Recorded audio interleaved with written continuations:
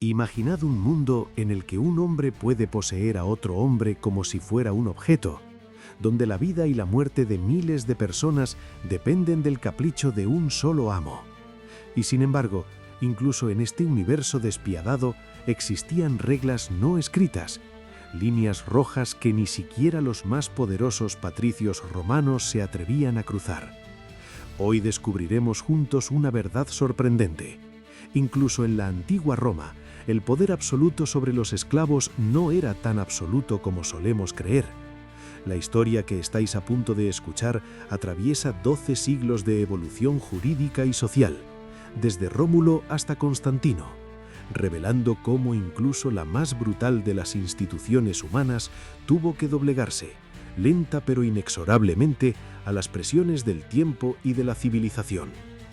Para comprender de verdad esta evolución, debemos regresar a los orígenes, cuando Roma aún no era el imperio que conocemos, sino simplemente una modesta ciudad-estado encaramada sobre sus 7 colinas.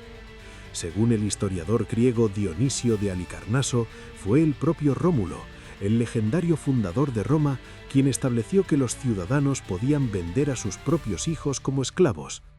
Un detalle que nos dice mucho sobre la mentalidad de aquellos tiempos arcaicos. En esa época remota, la esclavitud romana tenía un rostro completamente distinto del que asumiría en los siglos posteriores. Roma era pequeña, la población limitada y el número de esclavos aún más reducido. Los ricos propietarios de tierras trabajaban a menudo codo con sus siervos en los campos, creando una relación de cercanía que hacía difícil, si no imposible, una crueldad sistemática. Pensadlo bien.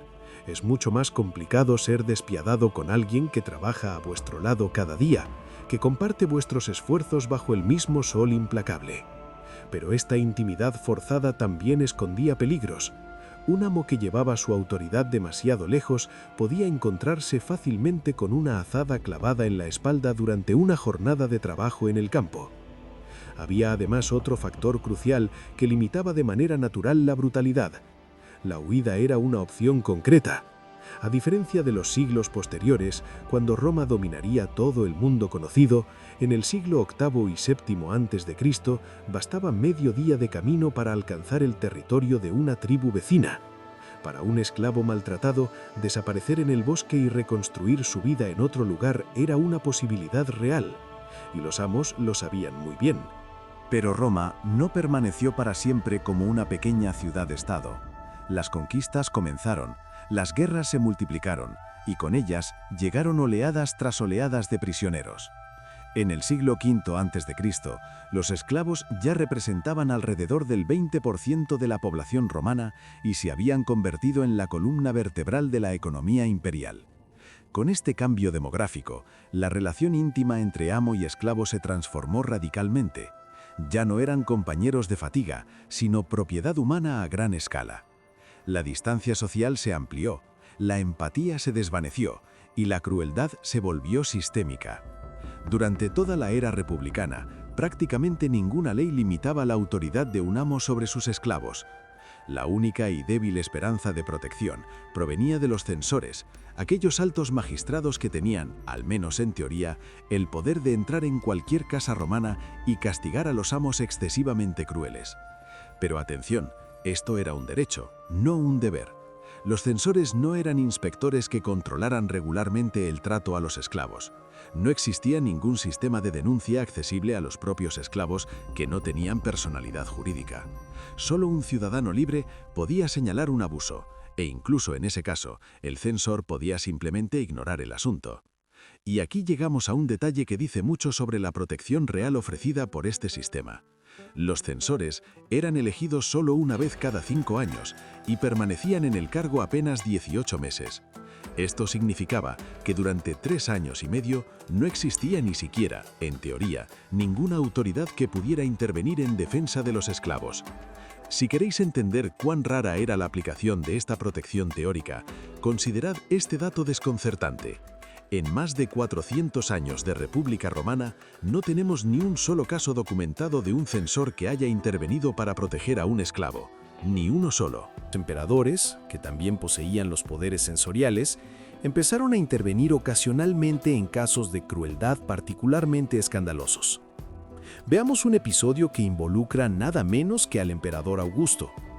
Durante un banquete ofrecido por el caballero Vidio Poleón, un esclavo tuvo la desgracia de romper accidentalmente una costosa copa de cristal. Poleón, furioso, ordenó que el hombre fuera arrojado a un estanque lleno de morenas como castigo. Un destino horrible que implicaba ser literalmente devorado vivo por estos peces depredadores. Augusto, presente en el banquete, no solo salvó la vida del esclavo interviniendo personalmente, sino que también le concedió la libertad. Y como gesto final de desafío hacia Poleón, ordenó que todas las copas de cristal restantes de la casa fueran destrozadas ante sus ojos. Un mensaje claro: existían límites que ni siquiera los romanos más ricos podían traspasar, al menos en presencia del emperador. Este episodio, por significativo que fuera, siguió siendo una excepción que confirmaba la regla.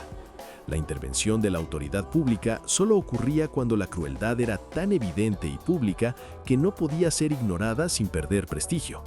Alrededor del cambio de era, comenzaron finalmente a aparecer las primeras leyes que ofrecían a los esclavos una protección legal, por mínima que fuera.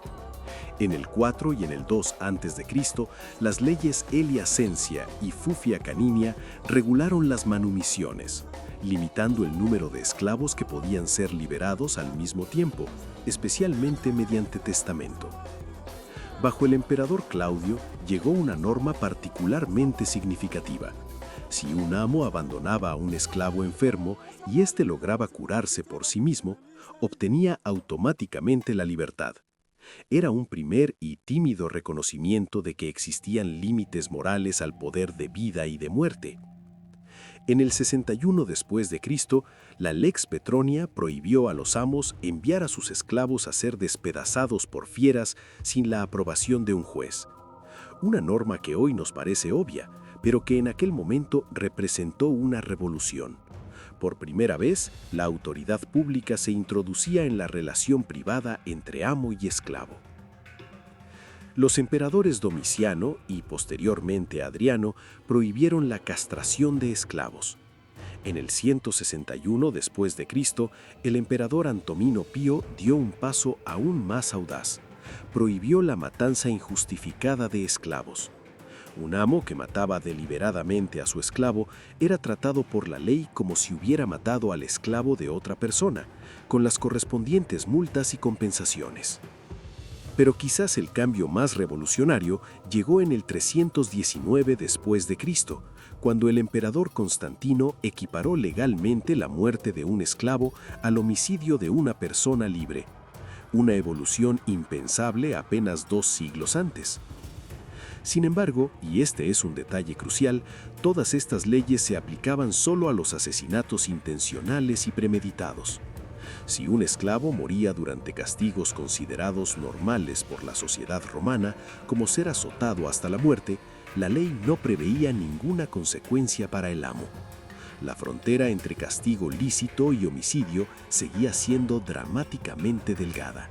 Paralelamente a estos desarrollos legislativos, el derecho romano clásico elaboró un sistema de cláusulas contractuales que podían añadirse a la venta de un esclavo. Estas cláusulas representaban quizá la forma más concreta de protección disponible, aunque limitada a casos específicos. La cláusula ne manumitatur prohibía al comprador liberar al esclavo adquirido. Podía parecer una limitación cruel, pero a menudo surgía de motivaciones casi compasivas. Un vendedor podía incluirla al ceder un esclavo anciano, garantizándole así cuidados y sustento para el resto de su vida, evitando que fuera simplemente liberado para reducir los costes de mantenimiento. Por el contrario, la cláusula ut manumitator obligaba al comprador a liberar al esclavo tras un periodo establecido. Era una especie de contrato temporal que garantizaba un futuro de libertad.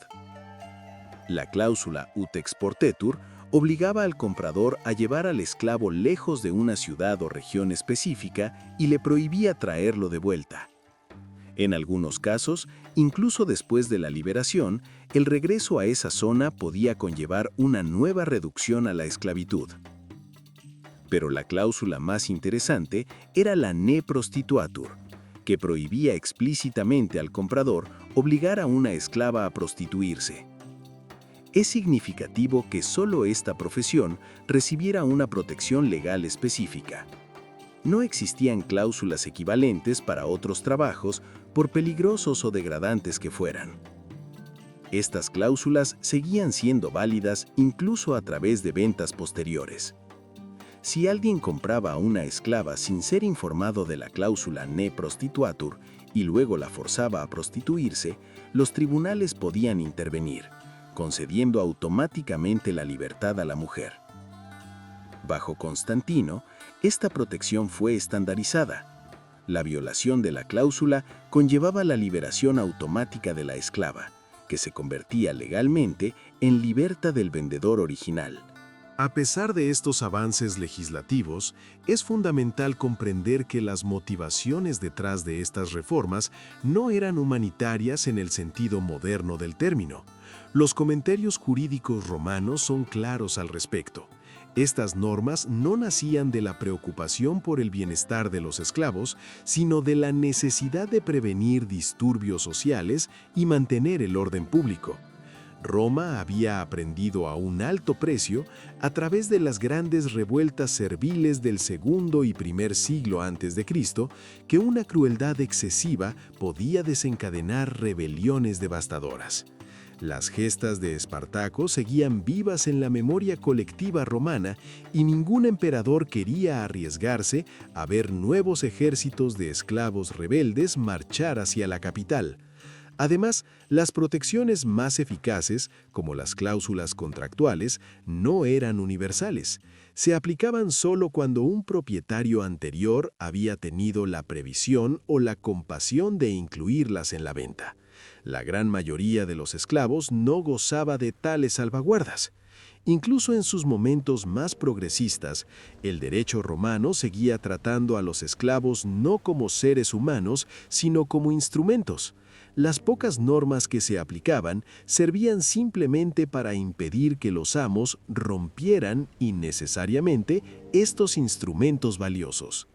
Si esta historia os ha impactado y queréis profundizar en otros aspectos fascinantes de la vida cotidiana en la antigua Roma, os invito a suscribirse al canal y a activar las notificaciones. Cada semana exploramos juntos los misterios y las contradicciones de una de las civilizaciones más complejas de la historia humana.